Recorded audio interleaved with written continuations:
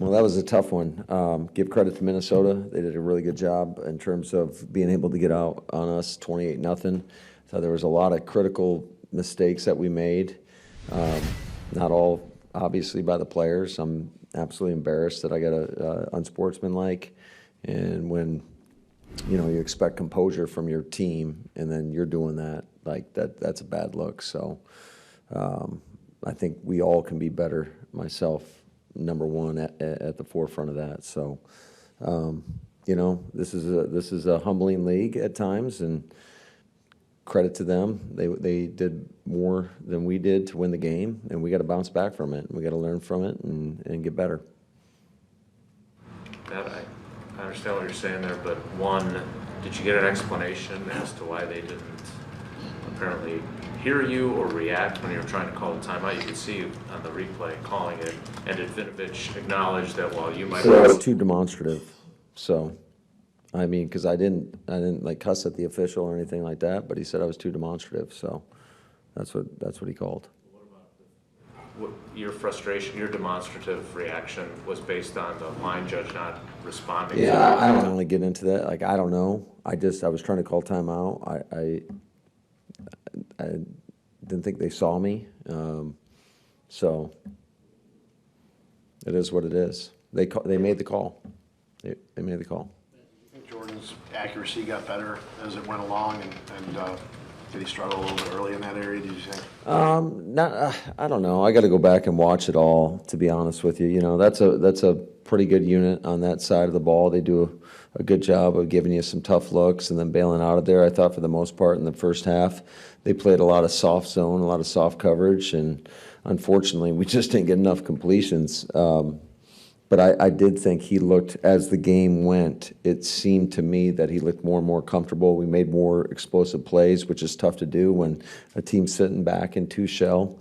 But I think there is a lot of good lessons that come out of every game. It's just unfortunate when you're on the other side of it with a loss. You'd like to obviously learn your lessons when you win, but I'm super proud of our guys' effort. Like, that is one thing. These guys battled. It's interesting when you're down 28-0, like how you're going to respond. And I think you saw the character of our locker room today in terms of just how guys went out and competed, because it's not like the second half started out that great either. I want to say we went 3-and-out to start the second half. But our guys kept competing, kept battling, and for that, I'm super proud of the guys. I think, we just got to clean some stuff up and take advantage of some opportunities that we didn't.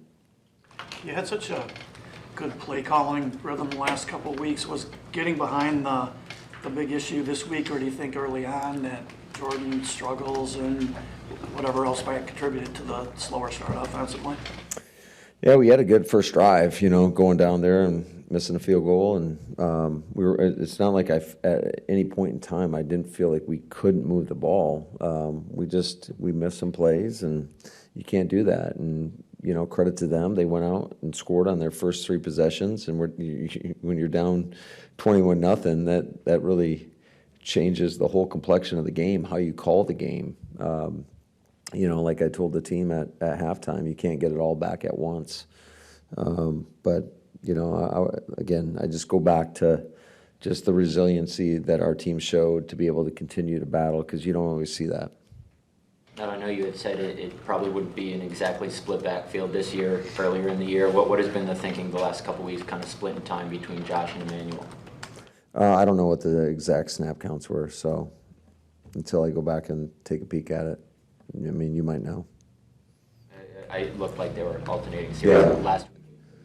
Yeah, there were some things that happened, I think, early on with some of the protections that were a little bit of an issue, and that we got to clean up and be a little bit better in. And it just became a passing game, I would say. I mean, we threw the ball 50-some-odd times.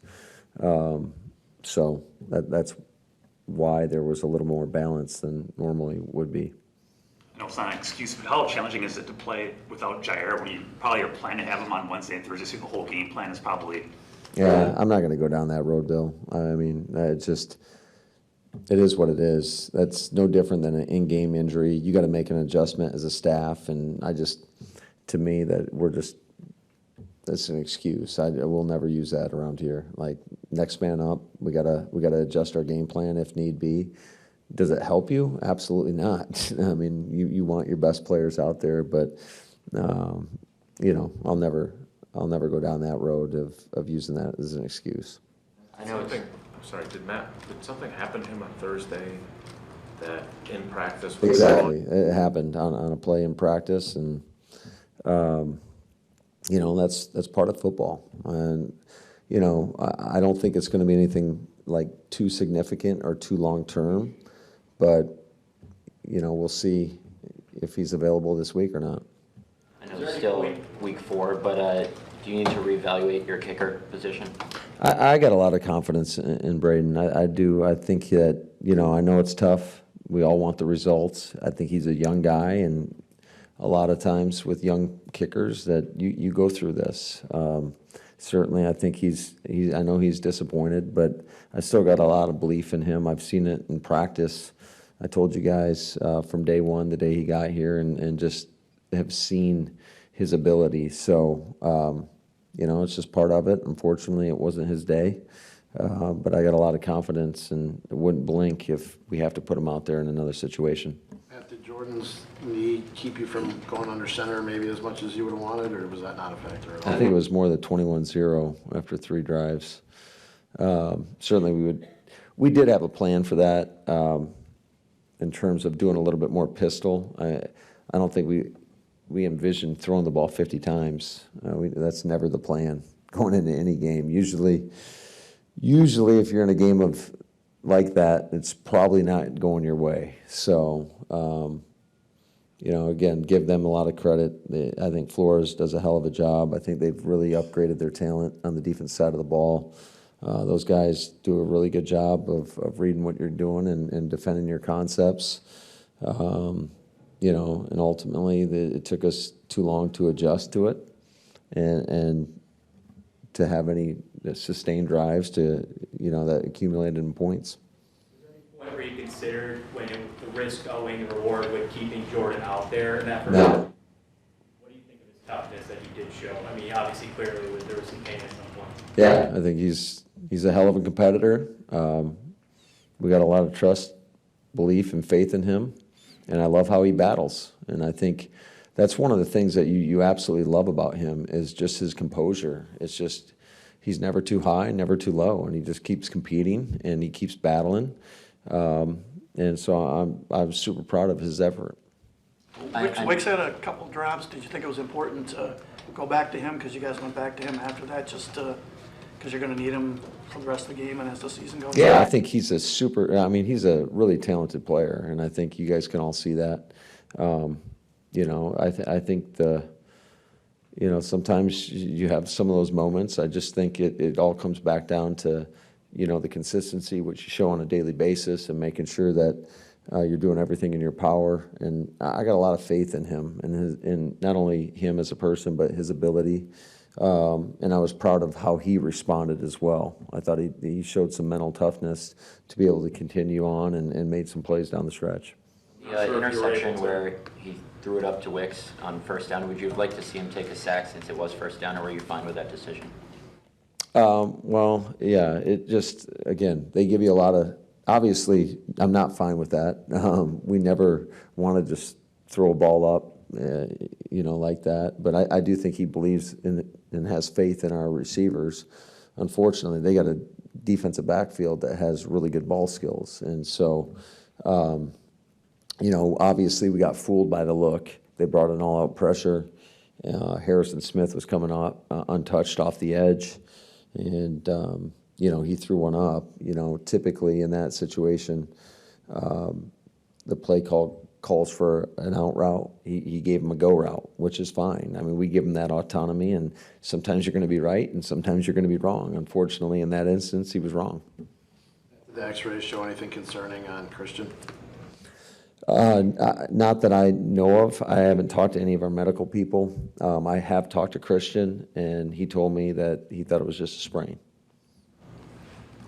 defensively, what went wrong in the first half, and then the byproduct of what did you do better in the second half to get back in the game? A lot went wrong in the first half, obviously, when they score on their first 3 possessions. You know, it was tough because I thought early on we had some opportunities.